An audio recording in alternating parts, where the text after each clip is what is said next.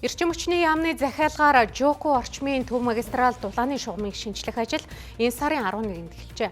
За тэгвэл тухайн ажилд гэрээтээр ажиллаж байсан 36 настай иргэн дулааны шугамын хоолойд цохигдсон гэмтэж тархиндаа оёдол тавиулсан байна.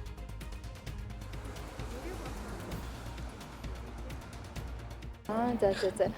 Эрчим хүчний яамны захиалгатай юм дулааны шугам солих ажил юм байна тий. Бүрэгдэхүүлийн ажил юм уу? Шугам нарийсаад айлуудын дулаан болоод хэр зэргийн одоо гэмтэл бэртэл авсан нөгөө хүн маань би сайн мэдэхгүй байна. Тухандаа оюу тавилсан гэж юм яадаг ч байсан. Тийм л мэдээлэл надад. Нөгөө хабын талаас ямар арга хэмжээ авах хэрэгтэй яг тэрийгэ баримтлал явж байсан. Жолооч хамгийн сүүлийн турбааг авчижсэн. Та одоо ингээ анзаарч байгаа нөхөнд нэг ч турбаа байхгүй. Тэр ганцхан хамгийн сүүлийн тэр нөгөө ингээ далигаад тавьсан байгаа ч байгаа зү. Тийм нааш ингэсэн тий. Тэрийг л ачижсэн. Тэр сүүлийнхэн турбаа байхгүй. Тэгэхээр жолооч мэдээж ачаагаа харчаад бууж ирээд ачаагаа шалгадаг баг. Яг тэгж явахтаа л тэр төрсөн юм чи юм штэ. Би тэгж л ойлгосон.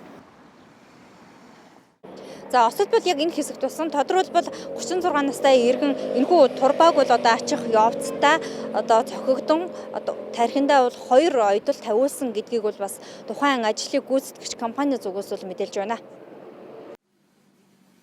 Тухайн иргэн Мец компани гэрээт ажилтан гэдгийг их сурвалжууд хэлж байгаа юм. Тухайн үед хөдөлмөрийн аюулгүй байдал алдагдаагүй гэдгийг компани төлөөллөд онцолсон.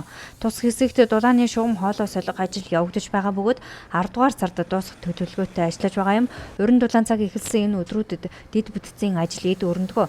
Үүнээс улбаалж хослын тоо энгийн үеигтэй харьцуулахад 2 дахин нэмэгддэг тул хөдөлмөрийн аюулгүй байдлыг мөрдөн ажиллах шаардлагатай байгааг мэргэжлийн байгууллагуудаас санууллаа.